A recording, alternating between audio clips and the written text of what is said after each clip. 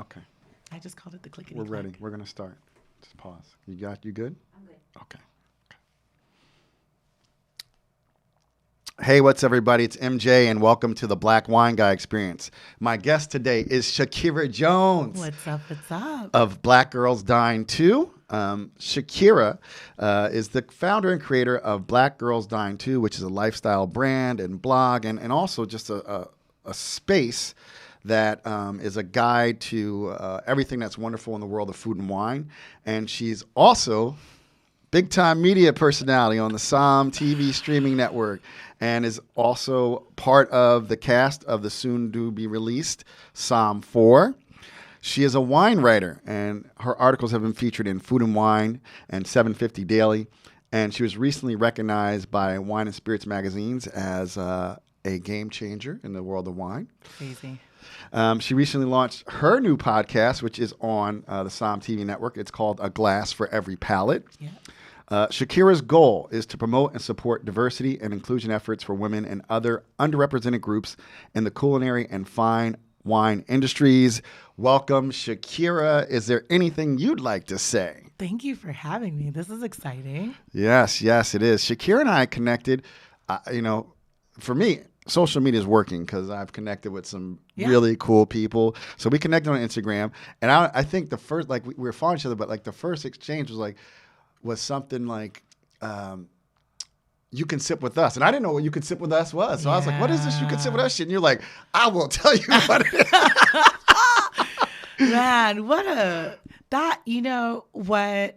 it was such a great thing, the inspiration behind it. And then I have to be very mindful that there's bullying that goes on that I'm never a victim of. Right. But I see it and I'm mortified. Right.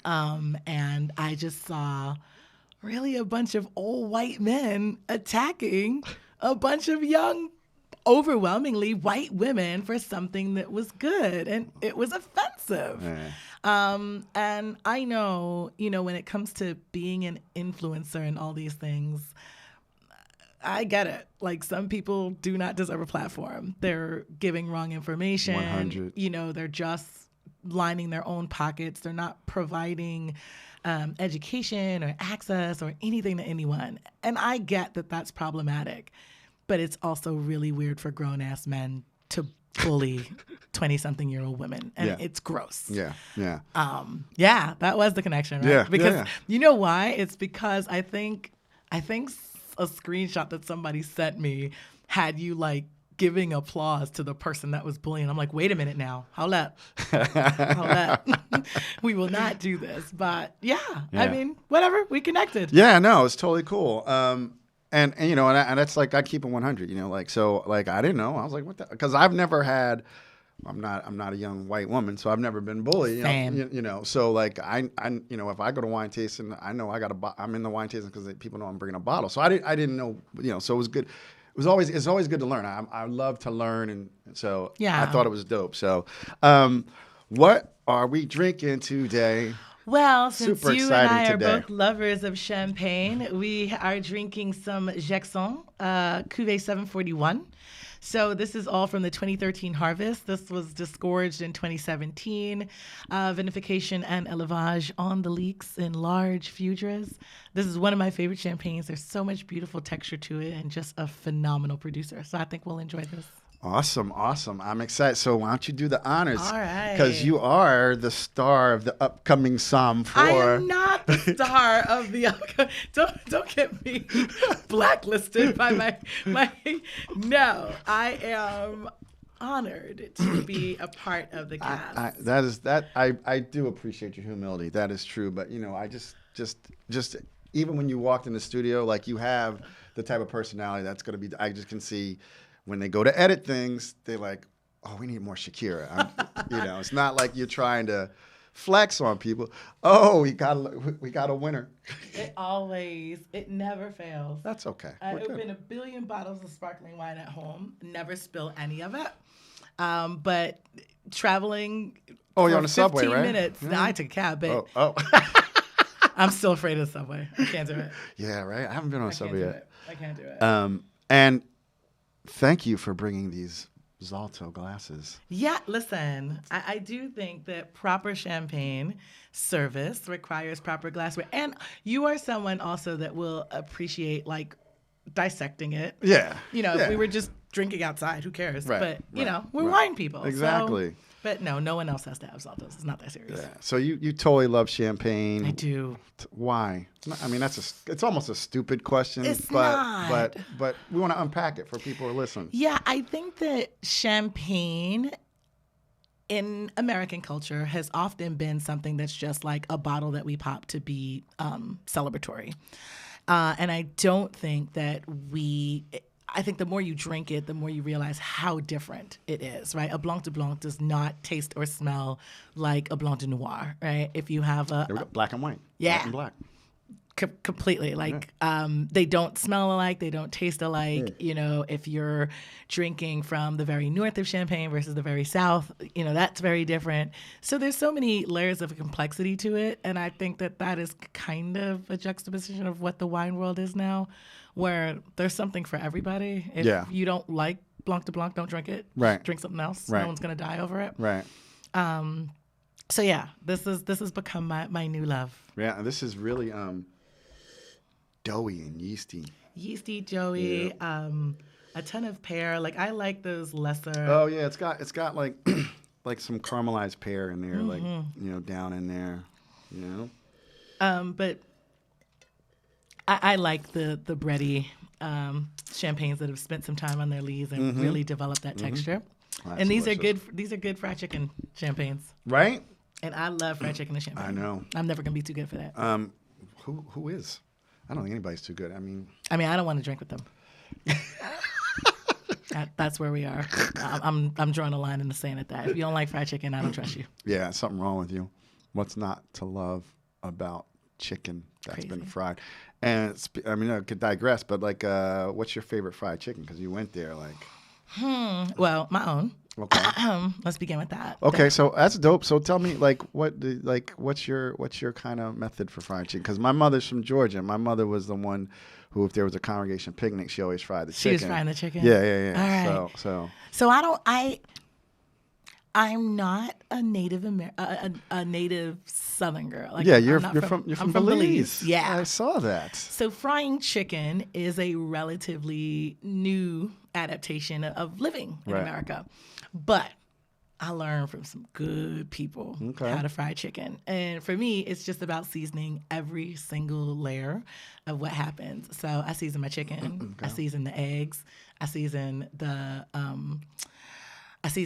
flour, and I also season the oil. Like before I start frying chicken, I'll drop a couple of cloves of garlic in the oil just to let that. So every layer of it is seasoned. So when I fry some chicken, I fry some chicken. Well, I'd love to try your fried chicken, Next time but I'll bring I'll you tell you, my mom, very simple. See, this is you know what the secret to really good fried chicken is? I mean, there's two ways of doing it. Like Old grease.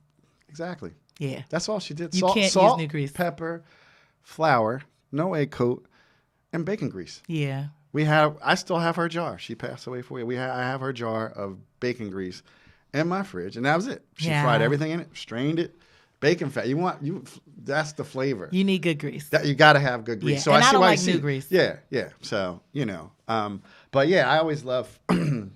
But like seriously, just I put a little cornstarch in with my flour, makes that skin really. Yeah, that's the thing. Everybody, like, the recipe just evolves. Like, you have good fried chicken, and then you're like, I want to do that too. Right. Like, Blue Ribbon uses a batter that's almost, it has some French toast batter. Wow. But that chicken is crack. It is so, I've never had crack, for the record, for anyone listening, before I tank my career that's just taking off. I've never done crack in my life.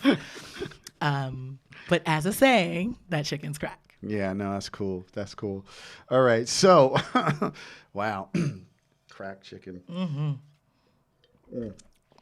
Okay, so, so many things going on, but let's talk about it. Let's just get right into it. The Somm TV gig. Yeah, that's how did that come about? Like. Oh man. So that actually, and one of the things that I really do try to talk about a lot is like that is not the result of George Floyd and the world itself blowing up. That's something that's kind of been in the works Been percolating for a some while. time. Right. And that all started with my hair catching on fire at the Somm 3 premiere. And Okay. Yep. Okay. Hold on. That happened. That happened. Like a Michael Jackson Pepsi commercial thing. What happened here? Yes. So you're at this. So you're at this. All right. Set scene. Yeah. Set the scene. We're in Cork Buzz. Okay. Everybody is there. Like everyone, New York wine is there. And I'm talking with David Bruno and Sabato Sagaria and Molly, who is David's sister-in-law. We're having this great conversation, and I am tall, and I'm always in heels. And before Bravo for that. Before this, oh yes, God, the close. My wife she's 5 foot. She always wears 5-inch heels, and she always says tall women should still wear heels. I will not wear flats. There you go. Unless it's an Good absolute for you. emergency. See? There you go. Like, it's just not a thing for me. I was at Harvest last week, like, what? Sneakers and sweats. This is different. But no, so we're talking, and I had much bigger hair at that time. And, like, I noticed David and Sabato's, like, expressions change. And David was very calm about it, like, hey, I don't want you to freak out, but your hair's on fire. So I'm like, In my head, instantly, it's like, okay, so on brand for you. Like, shit like that happens to me. Like, I'll get an award, I'll be going to get it, I'll trip. Like, that's very on brand for me. Right. But I'm like, okay. So I start, like, patting it. And I'm like, is it out? And they're like, yeah, it's out. You're fine. I'm like, would you excuse me 1 second, please? And I beeline to the bathroom. I have a minor meltdown for like 5 minutes. Like, are you fucking kidding me? This would happen. You're the one black person. No. You're ruining it for everybody. So total, there were 4 black people. Let me not take all. I was not the only black person in the room. But I'm like, oh, Jesus Christ. This is not what you want to be remembered for, blah, blah, blah, blah, blah. I zhuzh my hair a bit to make sure that it doesn't look like I just had an accident. And I come back out like nothing happened. Nice. And Jason comes over and he's like, are you okay? And that's Jason Wise. Who runs Somm TV. Yep. Okay. And he goes, are you okay? I heard what happened. I'm like, I'm totally fine. He's like, you handled that shit really well. But it was a game time decision. Like, if I make a spectacle out of it, now everyone has seen what happened, right? And really, I can limit it to like 4 people seeing it right now. So I'm going to keep it to 4. I'm going to get myself together, and I'm going to keep it poised and come back out here and work the room like I was before. And I did, and I made some great connections. And yeah. And then I got a call from Jason and Nadine like, hey, we're launching this new streaming network.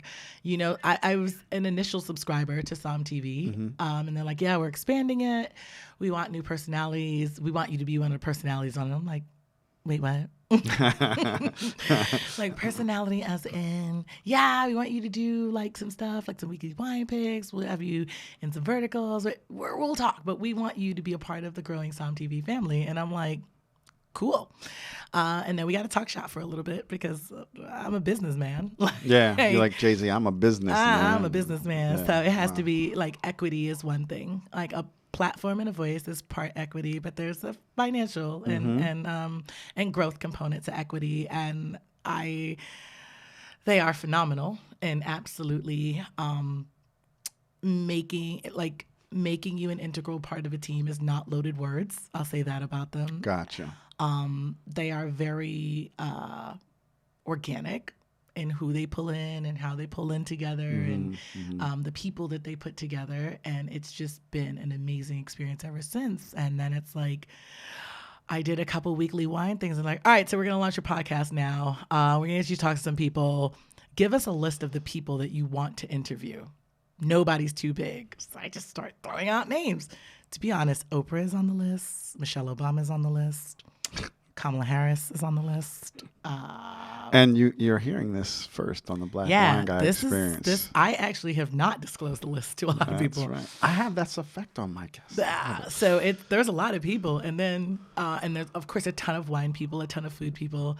And then, like, instantly, they started writing back, like, all right, so we can make this happen, this happen, this happen, this happen. I'm like, okay, cool. So we start talking about the launch day. And like, all right, so your first guest is going to be Jancis Robinson. I'm like, okay. Now, I know who Jancis is. A large number of our listeners is, but I'm sure we can pull other people to tell people who Jancis Robinson is. So if you know fashion, and you know Anna Wintour, just flip the things, right? If Anna Wintour is what she is to fashion, then Jancis Robinson is what she is to wine. She's written more of the definitive books on wine. I literally don't know anyone where her books have not been a part of their studies. She is a fierce fighter for women. She's a fierce fighter now for creating spaces and access for other people. And I remember Dylan had did a talk with a bunch of people, and as a part of it, he mentioned, like, there are great wine media people. They're just not getting the exposure. Like, I want Jancis to meet Julia Coney, to meet Shakera Jones. I'm like, what the hell is going on, bro? That's my name. And then I spoke to her. It was the most lovely conversation ever. She's so easygoing and so transparent about, like, all the layers and how she's overcome stuff. So it was great. And there's some other really dope guests loaded in the cannon. I'm excited. Yeah, throw a name out for us. Throw a name out. Throw it. Shit, Dwayne Wade's coming. Oh, okay. That's what's up. D Wade Sellers. Big shout out. Thanks for following me on Instagram. Nice. Send me some wine. I tell people. Listen, lots of people are sending me wine. Isn't that a fun time, though? That is a fun time. I'm pretty sure every delivery guy thinks that I have a drinking problem. Oh, my neighbors must think they're like, this dude's an alcoholic. Yeah. Because I have the worst recycling. Oh. I can't even believe how much I pay. That's where everyone gets caught, though, is throwing out the bottles. That Recycling gets picked up once every other week. Holy shit. So I'm carrying two big, and I drink sparkling water. So I got two big garbage containers full of recycling. Yeah. So one of my neighbors clowned me one day. I don't know, some Karen was walking past and stopped and took a picture of all my recycling. I was like, she's like, my neighbors are alcoholics. But I'm like, you don't even know what's in there, right? There's no white simple. There's nothing. No. Like, you don't even. And she's not even judging that, honestly. She's just assuming. Yeah, no, exactly. Oh God, black man, whole bunch of alcohol, alcoholic. Yeah, exactly. Terrible. So yeah, no, it's a good time, and that's dope. Yeah, so yeah, that's congratulations, and thank you. That's that. I saw that you posted that. Like, I was like, shit. I thought we were doing good. You are doing good. You and Dustin in the first 3 episodes. I'm like, you're like Jancis Robinson. Like, she's like the queen bee of like she's like the first female master of wine, right? She's one of the first. One of the first. Yeah. Okay. Yeah. But listen, Dustin is. No, I listen. I owe Dustin a lot. I said that the other day. Like, I am going to be critical on matters of race as it's important. I will be critical on matters of gender as I see it. I call shit how I see it. Right. But if I have to narrow it down, take Dylan, take Andre out of it. The three most influential people in developing and growing my palate are Laura Manick, Dustin Wilson, Aldo Somm. Aldo, very nice. I don't know Laura, but Aldo, really cool. Dustin, really cool. Love to meet Laura. So yeah, that's really cool. And that's the thing. I tell people, it's like, it's not like, obviously I have opinions about things and I will post them as I see fit. I don't just jump on a bandwagon. I got to do a little research first myself, see where stuff's coming from, such and so on. Yeah, I mean, Dustin is a guy who just actually followed my Instagram account. I think when I was just taking pictures of me holding bottles, it was never my hand with bottles. Shout out to Dustin.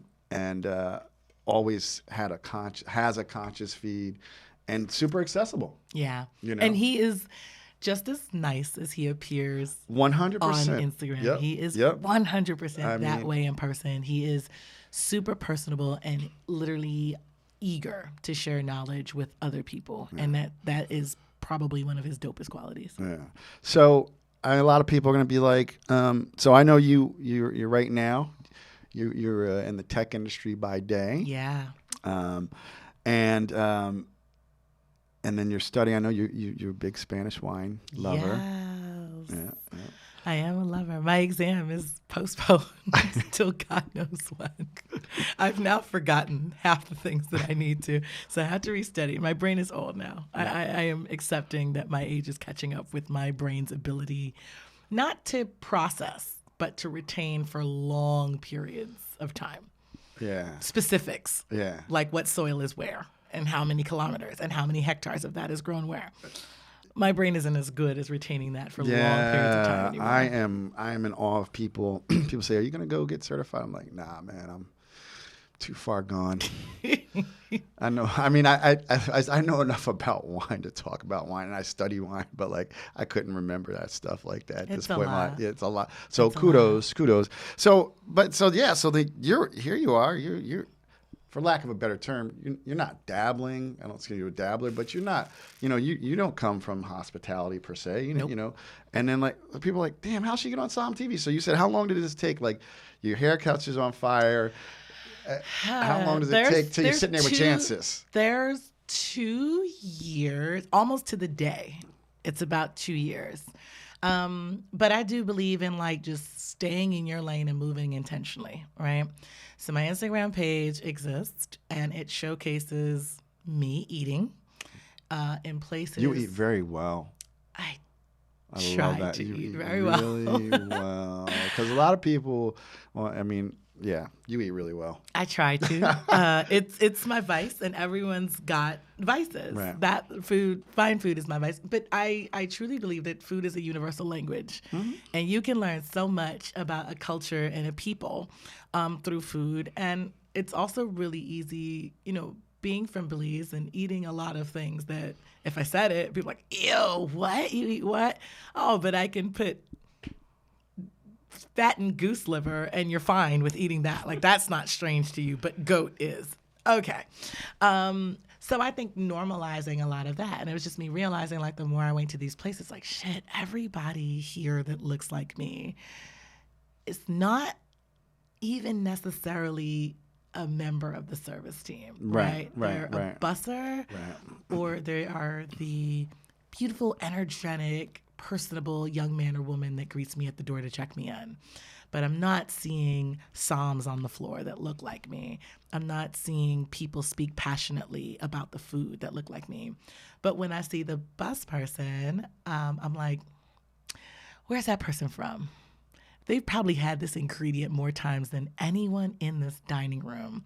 But because they're not French and because they're not wealthy, their palates are shit on. And I hated that. And I hated being in a restaurant and someone, oh, who are you here with? Myself. Because if you went out to dinner right now, or if you went to a tasting, right? Nobody asked you, who are you here with? It's just an expectation that you're there, you're a man, and you like wine. Right.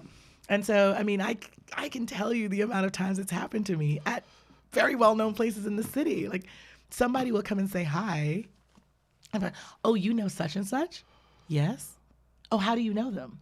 Do you know them? Well, yeah. How do you know them? I'm here all the time. Same. That's really trippy.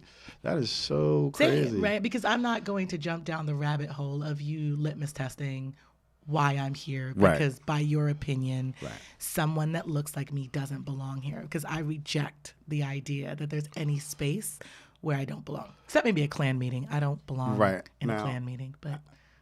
I like that. That's so funny. You probably don't belong there. Don't want to be there. From what I know. But yeah, no, I like what you said, though. I think, though, there's something inside of your mindset, like, that has you, like, reject. I told people, I say, there's a look sometimes. There's this moment, right? Yeah. Right? But then as soon as I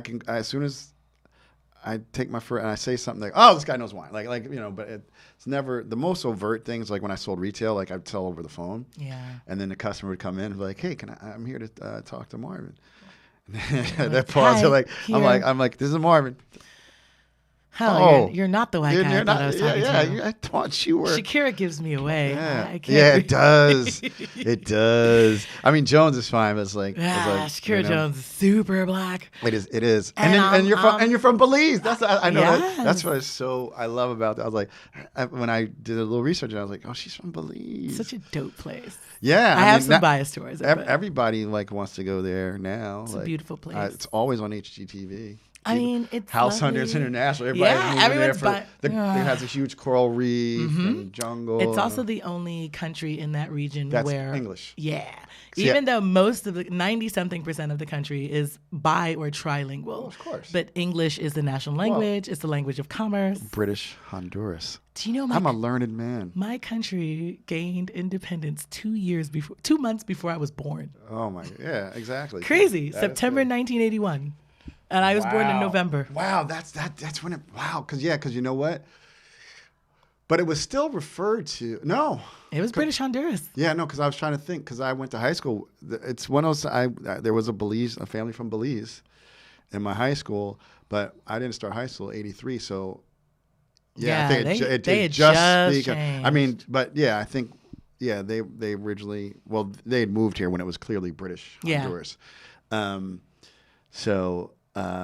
And that, like I said, that's the appeal because it's surrounded by all the Spanish-speaking countries, and then then you can travel there. It's so good for Americans because they can travel there. They can travel and there. they don't have to worry about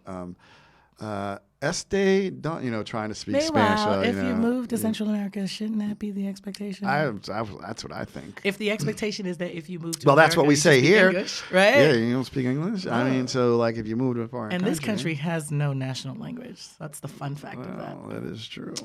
So there's that. There's that. So there's that. So, like, how long ago did you start the blog? The blog started just about, I think we're going on 3 years now. Nah, maybe 2.5 years. Right before. Right before you met the song? No, you know what? I started the blog right when I was planning my 35th birthday.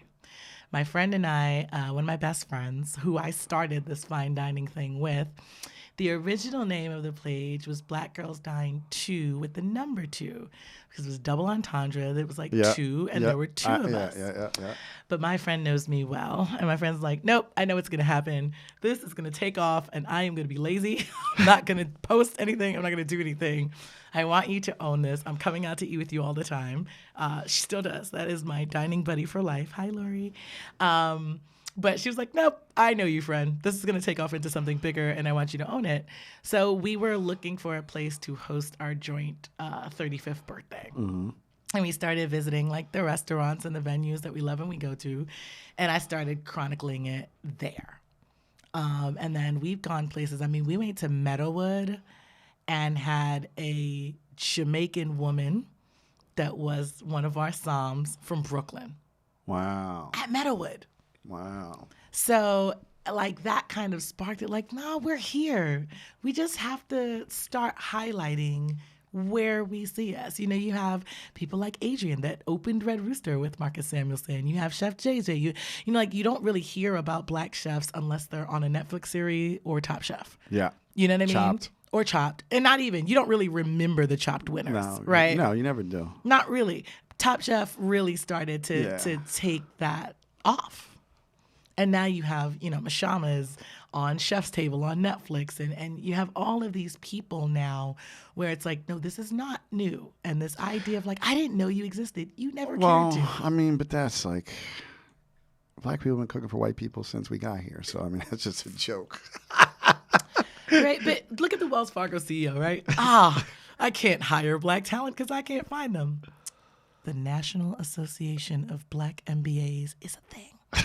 If a bank wants to hire Black talent, that is actually the last one. I can honestly say though, actually, I worked for Wells Fargo for a while, and I was actually the only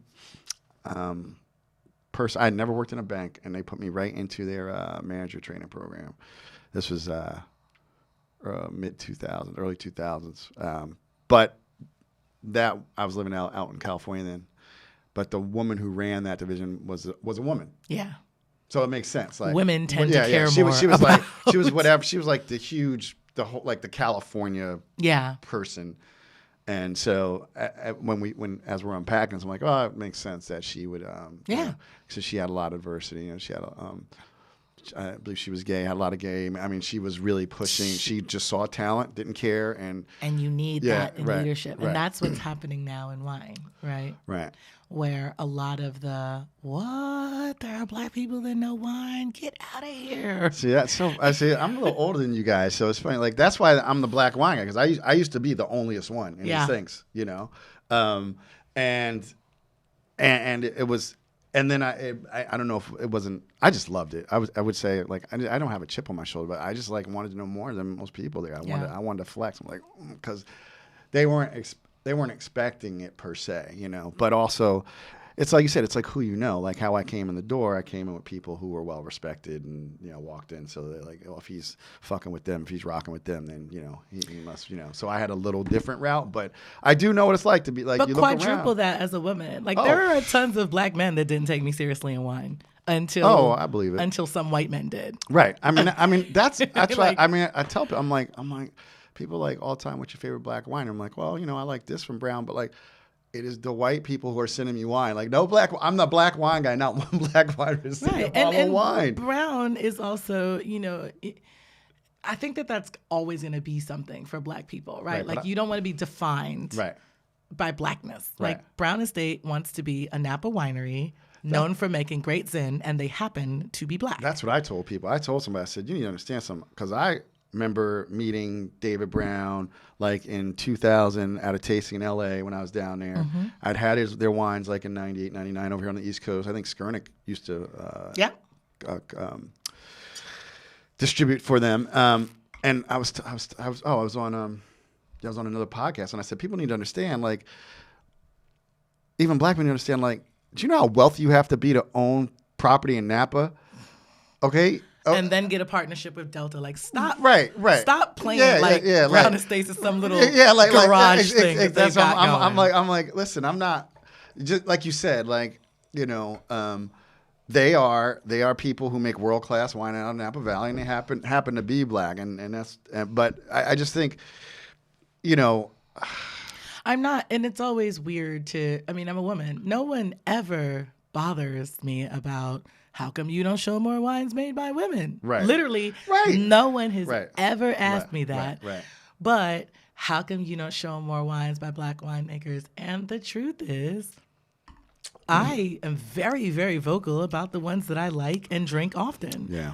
But it doesn't matter who it is or how much they send me. When someone sends me wine, I say, you can send me whatever you want. And I promise I won't say anything publicly bad about your wine. But if I don't like it, I'm not posting a lie about it. Right. That's what I do. Yeah. I say, if you ever just see a bottle posted, don't buy it. You know, if you just see my hand holding a bottle and I don't have any notes, I mean, even minimal notes. Like sometimes I'm like, oh shit, it's just fucking good. That's all I need to say. That's right? it. Right. But like I don't. I'm saying with you, like, I'm not gonna lie about a wine. I would rather, as my mama told me, if you got nothing nice to say, don't say anything at all. Say anything. So it's.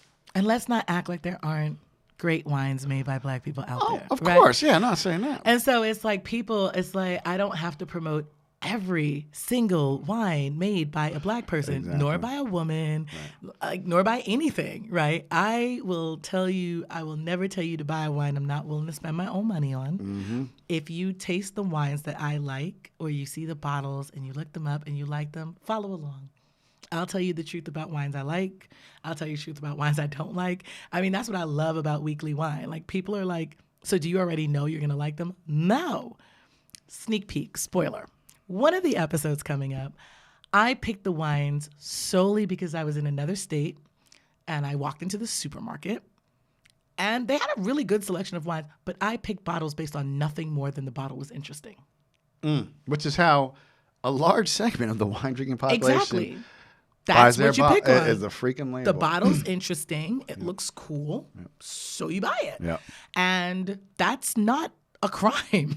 You know, like, people act like, oh, you didn't know. And that's like, no, they didn't know.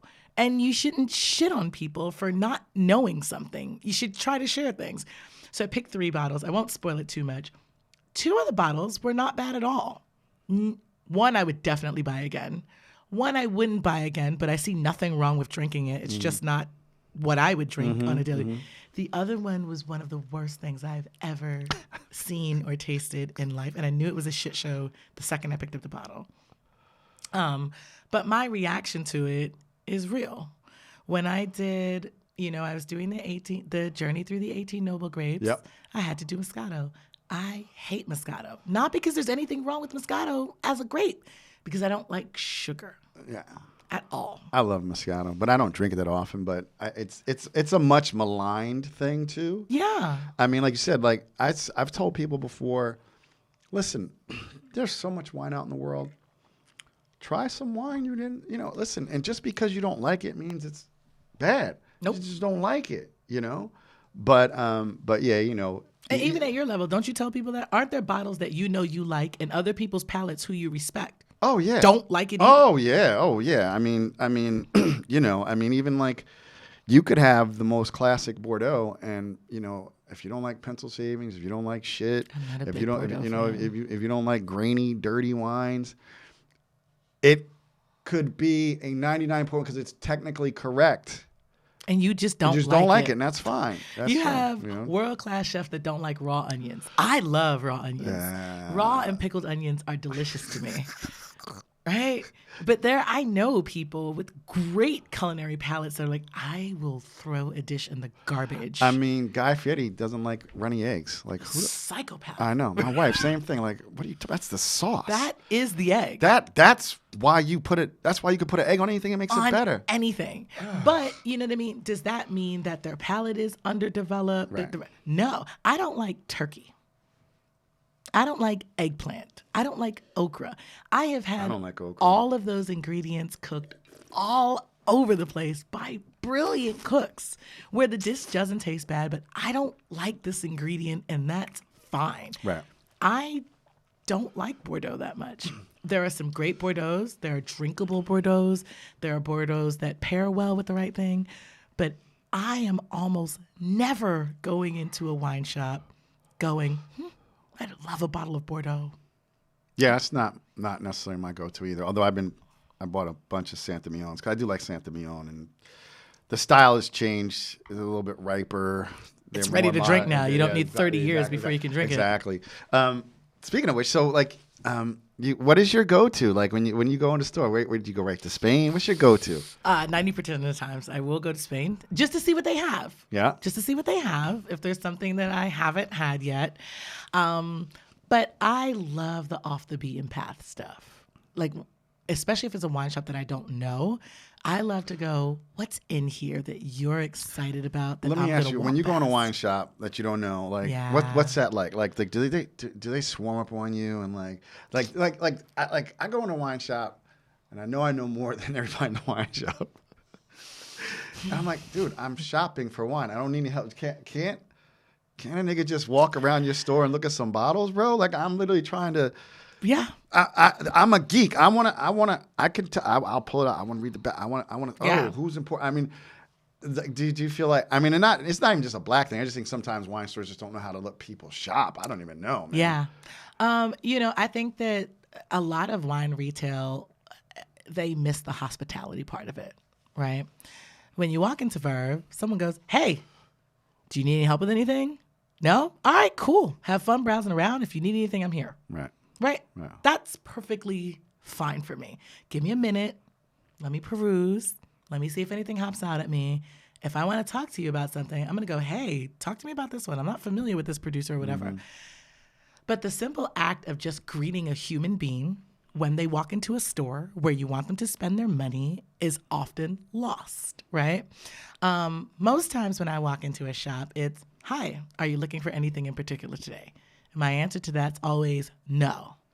And then I watch what happens next. And I go to a random section where I wouldn't be here if I didn't know something, but I could just know nothing, right? So I normally walk to like Austria, right? Where the price points on the wines, even the best ones, aren't exceptionally high, but there's a lot to know about Austrian wines.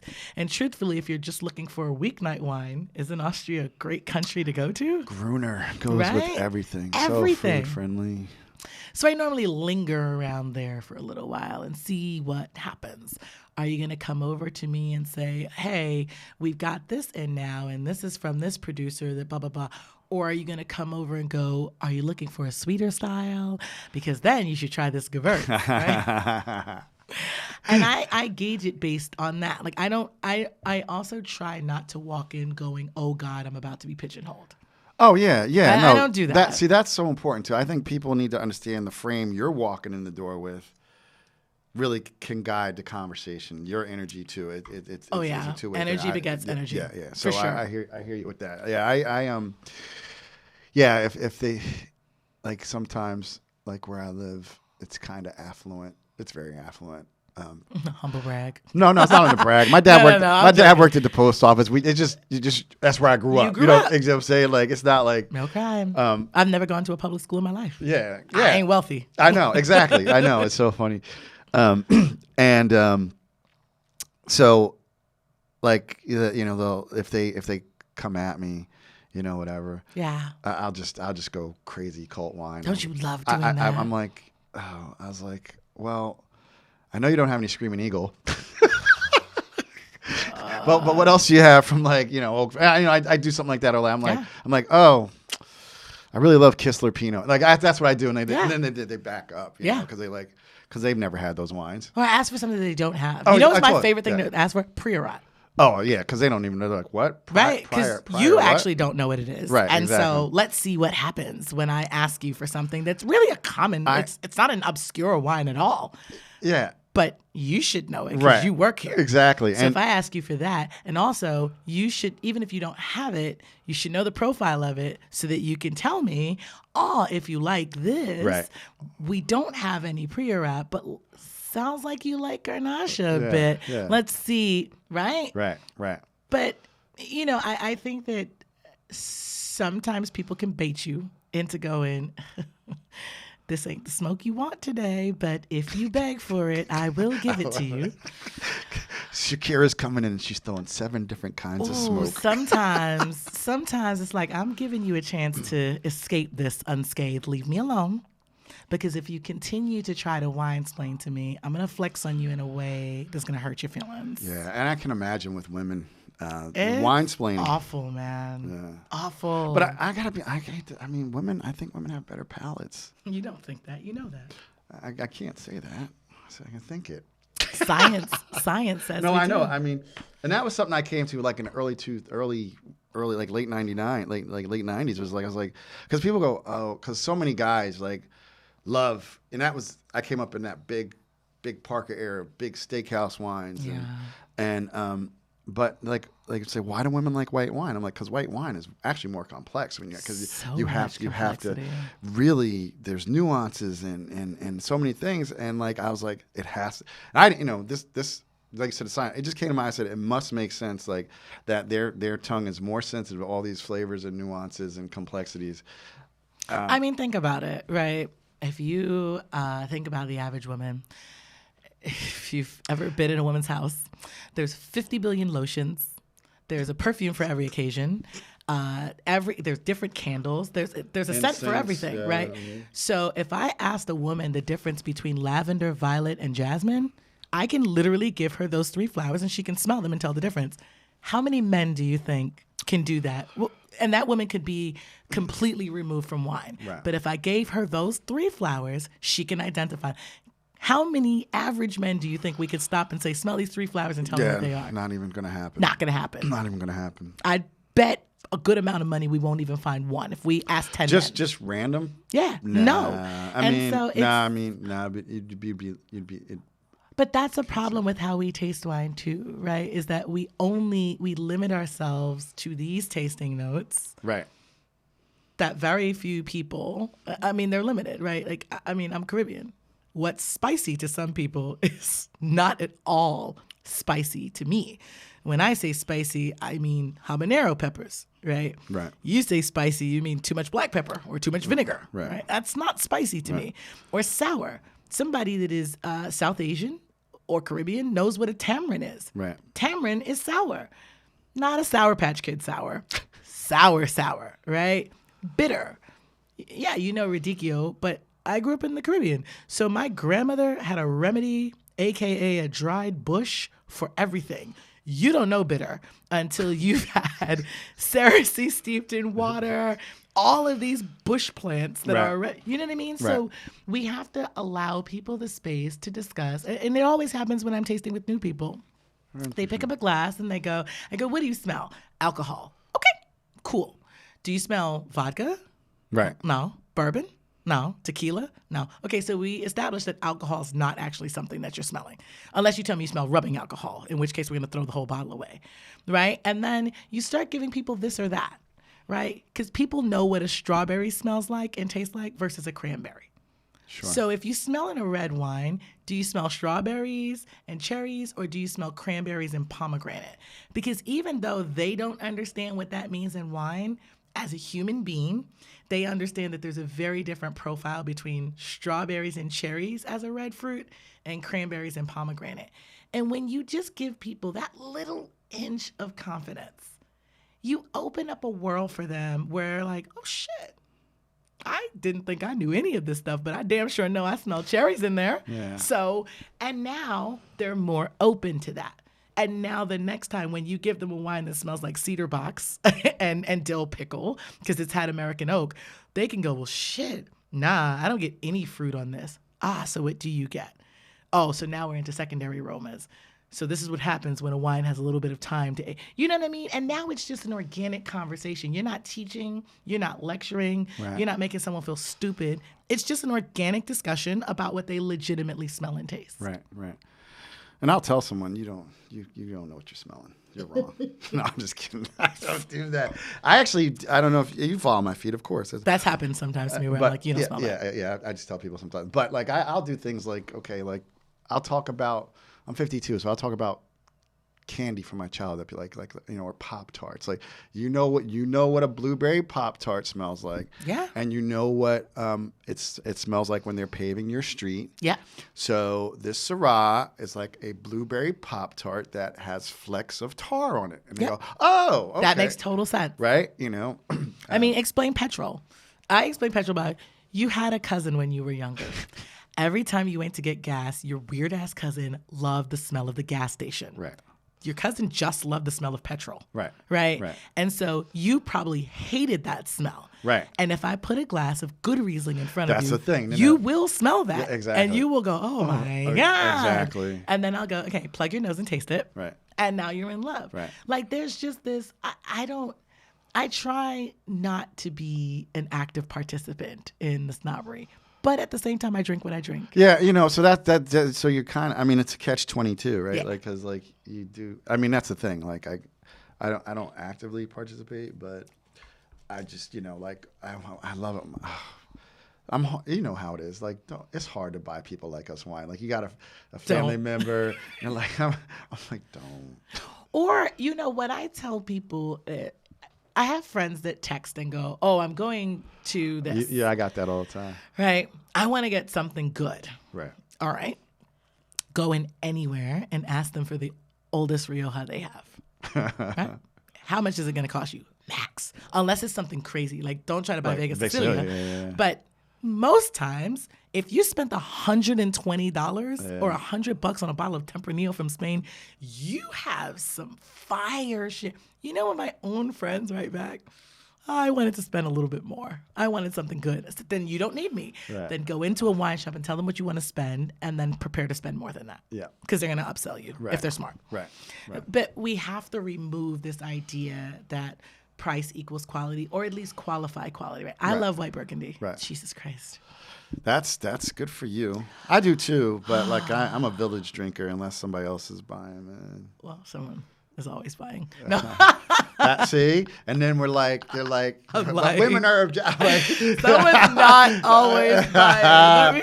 That was me being a real ass. I know, I'm just kidding. But you're just striking I brown woman in high heels coming to the tasting. It has its benefits. Exactly. You get some bottles thrown at you. I do. Well, you know what? The best bottles I get are always like going to these very high-end places and sitting at the bar minding my business because I just had a taste for something. And some gentleman sits next to me and they see a glass and they see me interacting with whoever's at the bar and they're like, oh, what are you drinking? I mean, half the times I'm starting with something. Right. I want to open up my palate. Yeah. Maybe it's Albarino. Maybe it's Right. Riesling. It's But nothing. I'm going to have a glass of that Corton Charlemagne. Right? It's nothing. But then what happens is, oh, you're drinking a simple Macon? Oh, well, I mean, have you ever had real white Burgundy? And you go, No. oh. I haven't. Like, what producer should? Oh my God, are you kidding me? Let's get a bottle of Right. Rouleau. Okay, I mean, order it all if you want.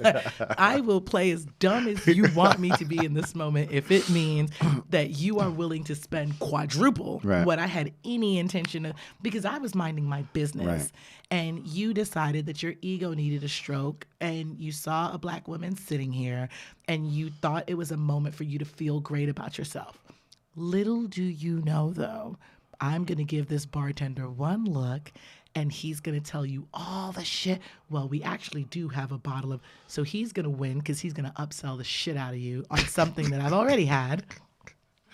And you're going to pay for it because you're going to think you're teaching this little black girl something. Yeah. Right? Yeah. And sometimes I'm not in the mood for it. And I'm like, get the fuck out my face. Like, I have nothing for you.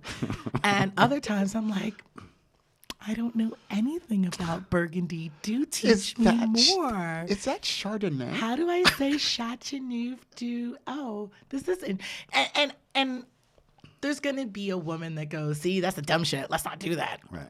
Then you don't do it. Yeah, because you haven't had real white Burgundy. I like my money in my bank account. So if you're, and also it's rooted in you trying to insult me. Right. Right? Right. And so the penalty for trying to Flip the insult me script. will be you will spend a whole lot more money because then somebody's going to come over and go, oh, you're drinking the 11 tonight? Didn't you just have the 08 when you were here with, oh, is that what I had? Oh, Dope. silly me. You know what I mean? And sometimes there's a benefit to Shakera that. dropping Macon Village traps Listen. on brothers out there. Meanwhile, those are great wines. They told I had a Veer Kless. It's a 2016. I think I paid $15 for it. On the third day, it was a dead ringer for any top flight white. I mean, like, Listen to me. Luis Zebra, Granito Xisto. If you have that, it's really Albarino. But it is aged. It spends a lot of time on lees. There is beautiful texture to that wine. That wine drinks like white Burgundy, and I think it's $80 a bottle. yeah, I've seen that one. It's phenomenal. Yeah. So if what you enjoy is Chardonnay with texture, drink Chardonnay with texture. Right. Don't let anybody box you in with, oh, you've never had Chassagne Marche?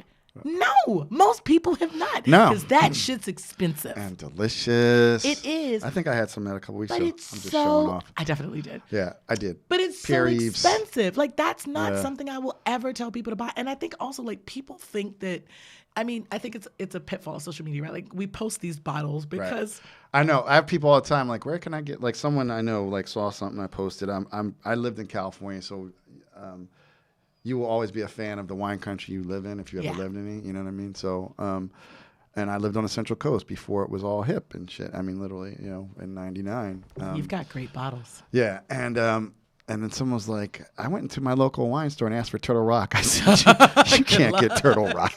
That's mailing list only. Good luck with that. Yeah. But people, you know, like I try even in the wines that I share in like weekly wine picks, there's no point in me sharing a wine that's No, on allocation. 100%. You know Yep. what I mean? Right, you right, can't get right, this. right. And it's not, I mean, I love Domaine Tempier. Everyone knows. And Domaine not. Well, Favorite that's rosés. real rosé. But there's also Not skinny girl or white girl rosé or any other bullshit rosé. 40-ounce rosé. Oh, yeah, yo, dude. That's so... That was a problem. That it was an OE bottle. Yeah. Even the label was And like... suddenly it was okay. Yeah. Malt liquor was Yeah. a cool thing. Yeah. Fuck off. Yeah. But like even that, like with sharing rosés, like that's actually the most daunting feeling for people when they walk into a wine shop in the summer months. It's just a sea of pink. How do I know which one of these I should get? And I don't think, unless you are really familiar with a wine or a producer, I don't think you need to spend over $20 to drink. Well, that's why I tell rosé. people. Most rosé, I tell people all the time, I'm like, you don't really need, you know. You don't. You just like the way that bottle's shaped, and they know Yep. it. And they know it, and it sells. And it sells. But, you know, unless, like you said, unless you're Tempier or Domaine, And should everybody be spending $60 on rosé? And that's another thing too. No, because someone got offended. A Karen got offended because she's buying some rosé, and I have this little part-time wine gig because I just miss selling wine, and people. It was real. I had to sell people on that I knew wine. Like I was like tap dance. It was so much fun. I was like free expert wine advice. Like no, I'm fine. And they grab a bottle of Josh or something. You know what I mean? I'm like, no, you need some free wine. Extra. But so look, I went out on the boat for with my girlfriends and blah blah. And I'm like, all right, well if you want, you can get a bottle of this for your first bottle, and then you don't need that because you're gonna be chugging. We don't chug. Yes, y'all do. I was like, yo, Instagram is a liar. Yes, you do. I was like, I want to be like, bitch. Yes, listen. Yes, you do. Listen, I said, well, you're not going to be there. You're not swirling your glass. Are you really going to be like this on a boat? Rhubarb. Persimmon. No, so you're chugging exactly. Like she was like appalled that I said. Oh, stop the shit. I was like. Stop it. I was like, you know what? Most people Your husband probably makes like 6 times what I make, and I drink way better than you. Yeah. Or you don't buy wine because you like it. You buy wine because somebody says that's the expensive go-to, and then you want to be able to say, oh, I only drink high-end. But if I blinded you, if I put Bodegas Muga Rosé, Sandy Rosé, and Ott in a glass, you likely will not choose the Ott. No. Ott is dry as fuck. Yep. It's quite savory. Yep. That's a particular palate that likes Exactly. that. And that's not a chugging wine. Right. That's actually a rosé that you can drink at Thanksgiving. Right. That you can lay down. Yeah. For years. So stop the shit. Like right. that's what I constantly try to show is like, stop thinking everyone has to drink expensive wine. Like Peter Lauer Barrel X Riesling is good as fuck. And you will chug a bottle while you're cooking, and you'll chug another bottle because it's $20. Right. And it is a legendary producer of German Riesling, and it just tastes good. It's light. It's got a little bit of RS. It's just fucking good. You're ordering drunken noodles from the Thai place. Have a bottle of this. Right. And that's it. Right. Right. 100%. 100. So, like, you've shared a few stories about perceptions that people have had of you, and let's talk a little bit more about. And we've talked before, like, and I'm the same way. I think game recognizes game and quality. Like, I know you're out here making inroads for people, but I don't think you'll just fuck with anybody. Like, like. No. I was raised that like your name is all you have, and that you should lift as you climb, because if somebody didn't open a door for me, forget wine. In my academic career, in my professional career, if somebody didn't believe in me, didn't see my work ethic, didn't see my value, I'm just not going to be where I am. So I believe in that. But a lot of people want the glory and not the work. I've said that. People do not realize, like, you've chosen, a tremendous amount about wine, and you haven't chosen to study, and that's fine. Right. I made a decision to study. I'm like, I have a full-time job. Formally study. That's what I mean. Yeah. And there's absolutely, if you want to work, it's like law school, right? You're a lawyer. Yep. If you want to work. Well, I went to law school. Yeah, they won't let me practice law. Damn it. But if you want to work at a white shoe law firm, you need a law degree. Oh no! From a particular school. You need an Ivy League law degree, top 10, or you're not getting that job. Right, and that's the thing. And you're spot on. I say so. Like for me, I thought about becoming a Somm, and back it wasn't a big deal in the late '90s. It wasn't a thing. Some of the most reputable people in wine have no certification. Exactly. But I do. Kevin Israeli, does he have any? I mean, he certifies, but he doesn't have any one of his own. But we have to give space for the fact that breaking into an industry as a minority requires a little bit more. I do, and education is not a panacea, though. I think that's the problem. Yes. You're touching on that because these books are available. Right. The books are available. And like Dustin said, Dustin came in when he went to work for Bobby out in Colorado, Bobby Stuckey. He's like, you're going to have to mop the floors. brother be like, I ain't mopping floors. I got my whisk set one. I ain't doing, you know. I tell people all the time, I was like, reason why I've worked in restaurants, and I was a somm at a restaurant in Santa Barbara and Montecito. But I remember when I first got into hospitality or the food, I worked at a restaurant in Jersey. They were like, "Oh, you're so good with people. You should be a waiter." I was like, "I'm not going to be a waiter. I'm not cut for that because I'm not waiting on white people." No. I was like, because I just knew. I was like, because you somebody see, gonna say the wrong thing to you, exactly, or leave me to to shit tip, right? And I'm going out the door especially after. when you don't actually need the job, right? That's when you be like, you know what, fuck all this, right. So okay? so I get that, but people need to understand, like, and I'm thinking now, like, I think it's great that there's all these scholarships, but where are people going to go with these?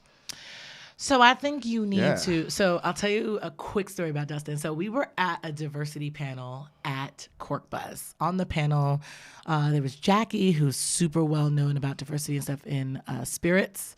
Tremaine Stone was on the panel. Andre Mack was on the panel. Raj Vidya was on the panel. Pascaline was on the panel. So it was all lanes of diversity represented. And I asked the question of Andre of like, look, I give space that my personality is not the norm, right?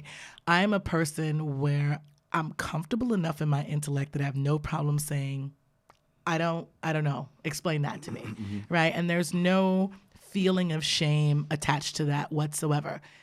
I also understand that that's not most people's norm. No one wants to ever look or feel stupid, right? So whereas I'll walk up to anyone and go, "Hi, I'm Shakera. You talked about this, and I didn't know what that meant. Could you explain it to me more?" That's not most people's norm. Which is interesting because people love to talk. But you're right. But most you know people, what I mean? Most people, no, they're right. They won't do that, right? And so I asked a question like, what about the people that don't do this? Like, if they don't see anyone that looks like them, they're less likely to blah, blah, blah. And Andre goes, and I'm like, I'm talking about the people that drink under $25 a bottle. He's like, you don't drink nothing under $25 a bottle. Girl, stop. And I'm like, it doesn't matter what I drink. I care about other people. And he's like, well, I mean, like, sometimes you need to be the face that people don't see. Like, right. And he's like, would you volunteer in a wine shop? And I'm like, yeah, I would, but I have a full-time career, so I can't be committed to like a set schedule. To, like, that's not going to work for my life. And so Dustin goes, you can come and work at Verve when you're free. And like literally 2 days after that, he emailed me like, look, if you were serious about this, I totally understand your career, but you can come in and I took him up on that. And I've been in Verve. I tore my meniscus and I was still lifting boxes. But that experience is invaluable. 100%. It's invaluable. There are things that I've learned. First of all, Verve is such an education-centric place without being pretentious or overbearing. Like every conversation is a learning moment. Whether it's you to the guest to you to your colleagues, a new producer comes in. I don't know shit about that region, but somebody else in the shop geeks the fuck out over it. It's such a space for learning. It gives me an opportunity to interact with the guest and get that hospitality element that I don't have. But it also normalizes guest in Tribeca seeing a Black woman that knows and can talk to them about wine. Right. And so I do believe I'm not going to sit on the sidelines and complain about it. I'm going to put myself out there, much to the chagrin of my mother. My mother's always horrified, like, oh, why don't you just sit quiet? My mother's the complete opposite of me. She's the most lovely woman on the planet. But my mother is a wallflower, and my dad and I are completely obnoxious. We are the party starters and we'll turn shit up. But my mom is like, oh, you can just ask a question later. Don't ask it in front of people. Fun. But she also recognizes that I'm wired different. That's just not the way I am. And I've always been that way. And so I think responsibility comes with that. And so shout out to Andre Mack for calling me out. I will never let you live that down, by the way. But that's what got me at Verve. And I'm always transparent about that. Like, look, I have a full-time job and I'm working until 7:00 and then I clear my desk off and now it's maps and flashcards of Spain. Right. It takes work. Right. But literally every day there's DMs from people. How do I get them to send me wine? How do I? Yeah. And my answer is always, have you ever actually bought their wine? Well, exactly. It starts there. Right. That's what people started sending me wine because I was on the Winemakers podcast. Because they're like this dude is clearly not buying wine at a package store in New Jersey. This guy drinks what we drink. We need to get some wine in this guy's hands. I've bought wine. I've listened to the stories. I've tried to share the stories. And I'm honest. Like, we had Cameron Diaz's Alvaline. And I'm like, it's so funny that you mentioned these nostalgic smells. I'm like, this is the Wet and Wild peach lip gloss that every girl had in high school when you had your lips looking like a whole grease factory. You reapplied it every 15 seconds so that your lips looked like a varnished floor, but it smelled like gross peach concentrate. And every single woman totally related to what I said when I smelled it. Totally. Because you had every flavor of lip gloss. Right. And depending on what boy you were into on what day, he got a different wax on, wax off of this lip gloss. I was like, I remember that. Yeah. That kiss with You that girl. definitely, and that shit tasted like. I was like, wow, strawberry. Yeah. It tastes like a strawberry. Exactly. Right. And it's She's just amazing. because she saw you eat a fruit cup and you wait for the pineapples before the peaches. So she was like, oh shit, let me go back to the beauty supply store and get the pineapple one for him. Right. That's a relatable thing. But you don't want to drink a wine that's clean, a wine that's 100% Garnacha, does not fucking smell like Wet n Wild peach lip gloss. Yeah, no, Just no, yeah. So that's my current dilemma with these celebrity wines, where I'm like, yeah, you know, while we're on it, natural wine. It's not for me. Yeah, listen, I hear you. It's just not for me. I find this is I could be generalizing, but real wine people like. Well, first of all wine's natural. Well, exactly. That's the first thing. Right. We're talking about intervention. Well, exactly. But like, you know. But that's where you and I get to educate. Right. It's like. Right. Like when you ask me, is this wine clean? What do you mean? Right. Right. Because I need to understand where you're coming from first. Right. So I had a young woman that she was a Scout Cellar representative and wrote to me, is like, can you explain to me what your issue is with our wines? And I'm like, can you explain to me what clean crafted means? Wait. Somebody messaged me from one of those MLM wine companies one time, like, oh, great feed, you know, the total canned thing. And she said, you know, you're interested in clean wine? I said, no. I messaged her back. I said, no, I only drink dirty first growth Bordeaux's. Yeah, I like. And she's like, LOL. And then sent me her link anyway. I was like, I'm not doing it. Yeah. And I asked, like, what is clean crafted? Because when I look up what you're saying, and it's not, well, that level of sulfur is found in almost everyone. Well, that's what I tell most levels of sulfur, like that's what you're talking about. But if you're really gonna fool people into thinking like, oh, they don't even wash the grapes, I'm like, so we just filmed a documentary for Somm TV called Crushed, where I really just took people through that process of what it is from cutting the grapes off the vine, taking them to the press. They get sorted. You have to sit there and pick out leaves. There are also bugs and all types of shit living in those grapes. It is fucking gross. Then... Thought you were from Belize. And I left there. She's like, I ain't messing with them big ass bugs no more. I don't do that. Don't do them. Not that kind of girl. Not going to lie. You want an out Jersey girl. It isn't me. So, you know, you go through that. The grapes then go through the destemmer. They go in a vat. You pour a bunch of dry ice into it so that nothing organic grows while you're waiting. I'm like, do you really think that anyone anywhere is sitting and washing individual grapes? You don't wash grapes in your house. You pour some tap water over your grapes. In the colander. And then you put it in the fridge. If that. Right. Right? So stop the shit. Right. Stop it. Right. And that has nothing to do. Also, if you're drinking orange juice from Tropicana, you might want to look up how many flies and dead animals are allowed to be in that legally. Yeah, you know. So yeah, no, you're right. It's one of those things. bullshit. It is, and then a lot of the forget clean the natural wines, they're just too vinegary. They're off. Like That shit is come kombucha, on, beer, man. and bad wine. Look, man. Like I hate it.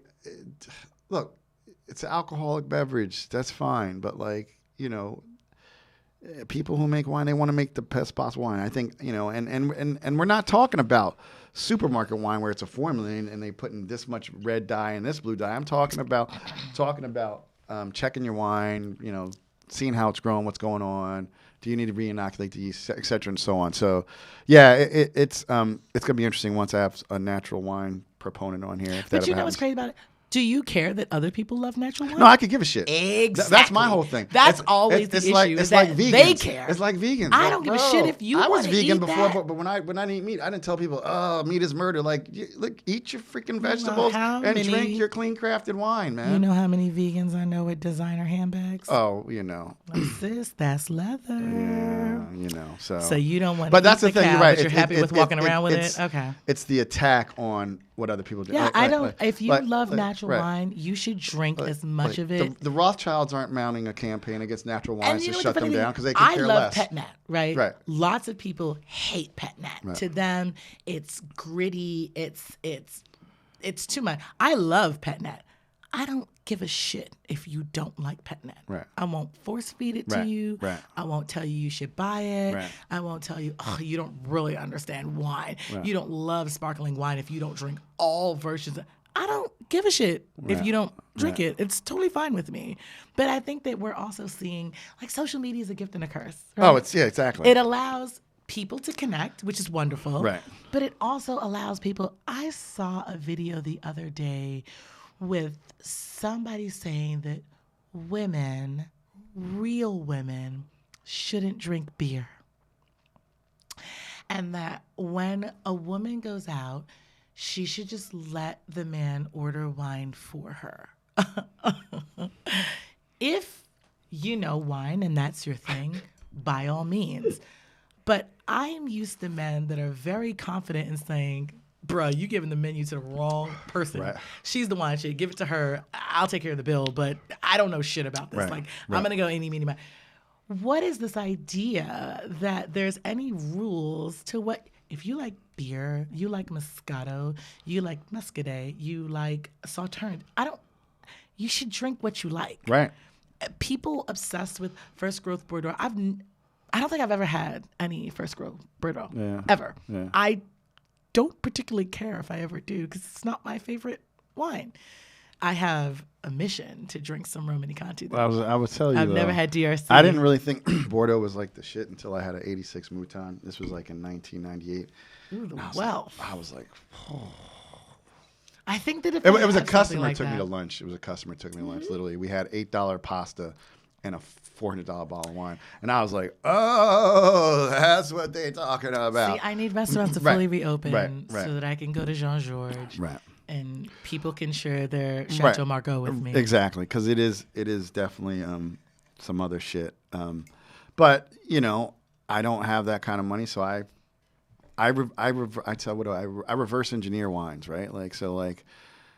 I'm like, once you've had some Romanée-Conti, you're like, wow, that's really good fucking Pinot Noir. It's only $25. That's really good Pinot Noir. You're like, that's got a lot of things going on, right? From the coast, Santa Rita Hills makes some of the best Pinot Noir that you can drink. Santa Rita Hills. I also love Sonoma Coast, though. Absolutely. But that's the thing. Like, people don't get and then I just did a video the other day. I was sleeping on Oregon because I'm old. Like when I first came out, but Oregon wines weren't there early on. Neither were Paso Robles wines. And back then. And now they're the shit. What Jason Haas does? Oh my God. Man. Oh man, listen. man. Yeah. Yeah. So yeah, I had this like $20 Oregon Pinot. It was made by a woman. I can't remember her name. And it was a wine that usually just to go to restaurants, but there's no restaurants right now. None. So there's sad face. Yeah, pour yourself a little. No, I'm good. I'm good. Come on, I'm your guest. Yeah, but you are my guest. That's why I you've got to appreciate. drink this. But yeah, there's so much great wine out there, and that's the thing. I was just fortunate when I came in that where I worked, they did these high-end tastings. So I would work all day for 12 hours and then go upstairs, and I got to taste these incredible wines. So that was my education. And I tell people all the time, listen, and I think you know this too. It's like you gotta taste, you gotta taste, you gotta taste, you gotta taste, you gotta taste. All the time. You gotta taste, write, read, repeat. And you need to taste. People, for some reason, relegate tasting to price. I'm like, I don't care that you taste expensive wine. Actually, well, that's the problem. There's so much of it. You shouldn't, if you're just starting, you shouldn't be drinking these ridiculously expensive wines. Yeah, my thing, all these NBA players drinking wine, I'm like, I need to start selling wine to these guys because, bro, that's my goal. Bro, your homies don't need your $400 bottle of wine. I'm going to put LeBron and Chris Paul in that group. Like LeBron's absorption of wine knowledge is fucking insane. Yeah, no. Right. Yeah. But most of them, I'm like, you just have money. That's it, exactly. I'm like, bro, money. I can get you a $15 bottle of wine that'll knock your socks off, and you might have some money when you're 37. Yeah, and that's just what I think that's almost the responsibility. I mean, and people will debate like, look, I'm not here to be a role model. I'm not here to be an example. I'm just drinking what I do and taking pictures. But I think there's a responsibility to teach people like, look, to get good at this. And Raj says it in, I want to say that it's in Sour Grapes. Raj says it in the beginning, like, everyone can be a good taster. Right. You just have to taste an insane amount of wine. Right, and that's what I did. I think I just tasted insane amounts of wine. I went out. I blind taste when I was sitting. I blind tasted at Cork Buzz 3-4 times a week. Right, and they have the best thing ever. It's like $15 for a blind flight of red and white. I didn't love all those wines. I didn't anything, but it's crazy how you watch your own palate develop. How you go from shit. If it's wine, I'm drinking it. Right. To I don't really like acid, and I learned that now. So when I taste a white wine, I don't have to know what it is, but I can tell you that that's got a lot of acid and that doesn't. Right. And then you start getting into, well, what are the grapes that I know that are high acid, right? And that's all deductive tasting is. So like I know that people make it, people make blind tasting a dick measuring contest. She said dick tasting. Sorry. Definitely did not mean that. You drink good champagne. That's what happens. Listen, this is why we do what we do here. I love it. Right. It becomes a dick measuring contest, right? And it just becomes, can I identify this? Do I know vintages? And I think that's great. And at that you level. you do look at some of those scenes in some of those earlier movies, and it is dudes. It's a locker room. It's testosterone. Right. Jancis and I talked about this. Like, here's Fred and Steven, like literally sword fighting over can they identify. And Jancis is like, shit, that's good. Right. And that's good. Right. And that's not that good. Right. You know what I mean? And so there's a time and place for all of it. The game Blinders that Somm came out with, like that's so fucking awesome because it's literally just, what do you actually smell? Like if you take away trying to figure out vintage or whatever, do you get red fruit or do you get black fruit? Yeah, that is, I love it, but. And like that scene in Somm 3 where Fred nails the coat roti down. That's crazy. That's crazy. But like, I mean, like he's a freak. But also think about how much wine he's had. Yeah, exactly. What is it, 40, 50-year career? Like, but that's the thing. Like when I worked at a store that like some stores don't let you go out to tastings. We were just when I worked at a store, that was it, man. You go taste 300 fucking wines in a day. Like those grand tastings are exhausting, aren't they? They are. People think that shit's so glamorous. I tell people, I'm like, it's not as sexy as you think, man. Like you get palate fatigue. It's palate fatigue. Your mouth doesn't even know what it wants. That you're just like, I can't do anymore. Right, but it's like a muscle. Like you said, it's the more you taste, You have to bank it. It has to be a and that's the thing too. I Rolodex. have a pretty good memory, and I was able to bank things. And you have to bank it. And you'd be like, "What is that? What is that? What is that?" I'm so proud of my sister now. Like when she got married, She was drinking Jam Jar. Jam jar. People ask me all the time, "What's a sweet wine?" I go, "Jam Jar Shiraz." Don't drink that. Don't drink that. I know, but I. Why shouldn't they drink that though? Because you will never order Shiraz Right. where it will taste like that. Oh no. Never. No. Or it's going to fuck you up because Right. you're going to order something from Barroso Yeah. and it's going to be 18% alcohol. Yeah. And you're going to think you can have the bottle of it and you won't be able to get it. That's right.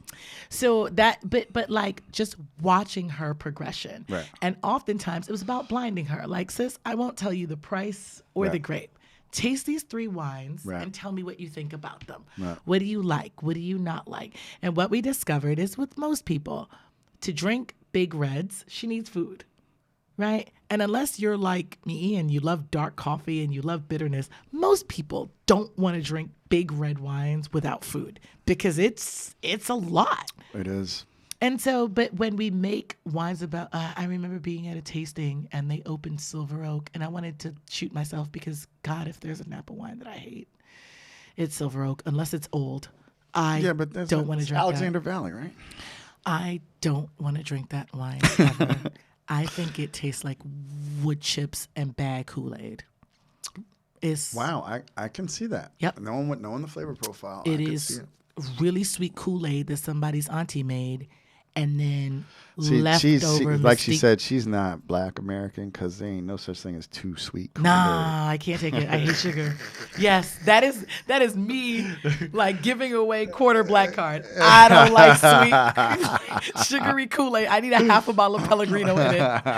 But it's that very concentrated fruit, Right. and then a shit ton of oak on it. That's not enjoyable for me. Right. But I've been at tables with white men. They're like, "Oh, you're in for a treat. We're drinking Silver Oak," and I'm like, "Fuck." Of all the wines that I don't want to drink, That's so funny. it's young Silver Oak. So let's what's the bottle of wine? So here you go. Like, what was the bottle of wine that made you go, "Fuck, wine is amazing. I need to learn more about wine"? What was the bottle of wine that rocked your world? 1998 Chitas Tintas from Colares. Okay. That was the first time that I tasted salt and the beach in a wine. And I did it without provocation. And it stuck with me. I never don't have a bottle of that at home anymore since that wine. Second to that was a 1999 Easton Zen. And I had that. Was that Howell Mountain? Yeah. Yeah, because I bought that wine when I was a wine buyer. Good. I was like, I think it was like, because Turley Howell Mountain's Inns were back in even '98 when I was like $50. Yeah. And that thing was like $18. I was like, that's Howell Mountain fruit. Matter of fact, I just bought another Howell Mountain that shit wine for like $18. So I was in a class and it was at Cork Buzz and Ryan Topman. I love Ryan. Ryan's one of my favorite wine instructors ever. This, by the way, glorious stuff. Isn't it great? It is. I wanted to bring because you're a champagne lover. I wanted to bring one that you would really appreciate and love. And you saw I had the Pierre Peters a couple weeks ago. The backup. Yeah. What do you think the backup to this? I was going to drink. I drank what I was going to bring today. I had it earlier this week. I was going to bring a Brèche Le Cran. Oh wow. 2012. But I'll save that. Yeah. We'll toast to something else. Well, yeah, no. The great part about this is like the early guests all get to come back on. Like we're gonna have like 2,000 episodes. So I can't wait. I'm like, I'll be back. I'll be like, I told you was gonna be the star of Somm 4, and now you're back. What, Shakera? Man, listen, I stay low and keep firing. I hear you. That's what it is. like I that. stay low and I keep firing. Like I work hard. I put my head down. I put work into everything I do. Of course, I have to deal with. There's always going to be a why her and not me. Yeah. And truthfully, I'll ask you the same question. Like, why me, not you? Right. Right. What did I don't make a secret. I'm not moving in the shadows. Everything that I do is quite public. Right. I put myself out there. Yep. Right. Yep. Like I talk about shit. I mispronounce shit still. Me too. I tell people all the time. I don't speak German. I don't speak. I try. I studied French for 8 years, and I can't speak that. You shit, are better than me. I didn't. I'll mess it up, but that's I okay. am listening to recordings like right before shit. Like, ob. Aye. Okay. Okay, I've got this. Right? Like, there's no crime in that. Right. Right? I'm not studying to be a master somm. I'm not studying to be the definitive force in wine. But what I can do is translate wine to everyday language. Exactly. And make it relatable to people and make people, like, the best feedback that I get is, you make me just want to drink with you. Right. If I can do that, that's it. That's it. That's a win. If you weren't drinking wine before and you're like, you know what? I don't know shit, but I went in the wine shop and I said, I want to try a Portuguese white. Okay. And what'd you get? And how much was it? And did you love it? Yes. I got a Vino Verde. It was $6.99. $8. You know, exactly. You know what I mean? And it was good. Yep. And if you spent $15 on a Portuguese white, you drank real good. But I think that that's what drew me to Spain. It's like you can really develop your palate and taste. Let me tell you something about Spain. Listen, I got put on to Spain at shouting out to you, even though you hate me because I moved to California. Armando at Sparrow Wine and Spirit. Yep. I was the assistant wine director at Sparrow before I moved in. And Armando's the one who put me on the Spanish wines, man. Yeah. I was like, Abadía Retuerta, Muga, Torre Muga. You know, Torre Muga, like at the time, was like $55, and it was like, it was as good as any first growth Bordeaux. And then you like the Heredia de Lopez, like they released, they just released? The 2007? The sevens. $55? If that. You can actually get it for $40. Right. And, you know, and there was this wine, I tell people, probably the greatest wine value ever, Protocolo, was $2.99 in 1999. Shit. I think it's $3.99 now. I mean, there's such Tempranillo and just in the old vine and the old vine different grapes, right? God. Like if you drink Raúl Pérez Mencía, that's under $20. Right. That's just a chuggable ass red wine. Right. It's just good. Clay in Harlem is a Wine Spectre award-winning wine list, and it's very Spain heavy. Gabriela does, I mean, if ever there's a woman, maybe Rick Fisher, Spanish wine guy, and Gabriela are the only two people I think that love Spanish wine more than I do. But they've been championing these wines that just taste good. Mm-hmm. And if you're willing to, like, it's easier for you to say Viura than it is for you to say Chateauneuf du Pape, right? So try Viura, right? Try wines from Ruida. Try wines from Mencía. Try wines from Galicia. How much does a bottle of Chocolat cost? Yeah. $10? Yeah. And that's good ass white wine. If you get a $17 Chocolat rosé, it's amazing. Right? So there's all these wines there where I think that you can start off. One, you can pronounce most of it. You have to learn to put a TH. Yeah, I was like, you see what she did there? It's in Barcelona. Yeah, you have to learn Barcelona. You have to say Galicia. Right? You have to learn those. But for the most part, you can read those bottles. Those bottles go good with cuisine that most people, ethnic or American, eat. Right. So you can have those wines on your table.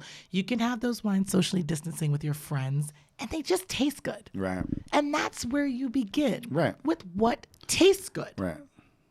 Do you like the way the shit tastes? That's it. At the end of the day. So, wow, this has been really fun. We're going to have to do this again. All right. Again, congratulations on everything that's going on for you. Thank you. So many gems you dropped in here, and like you said, I put like a lot. You said I put hard work in everything I do. I really like that. You know, you're a thinker, you're a philosopher, you're a maverick, you're all of the above. You know, you're a high heel wearer. You know, you're a sit at the bar and get a Corto and Charlemagne or finesse the shit out of you. Exactly. So, where can people find you? On Instagram, it's at blackgirlsdine2. The website is www.blackgirlsdine2.com. And you can also sign up for Somm TV now. It's $50 a year. There's so much great content there.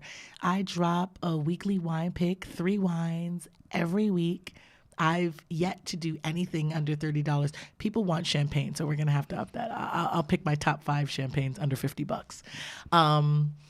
But it's just a great space. Like, you will find your wine person on Somm TV. And it may or may not be me, but there's so many great people on there, so many great topics, so many great stories.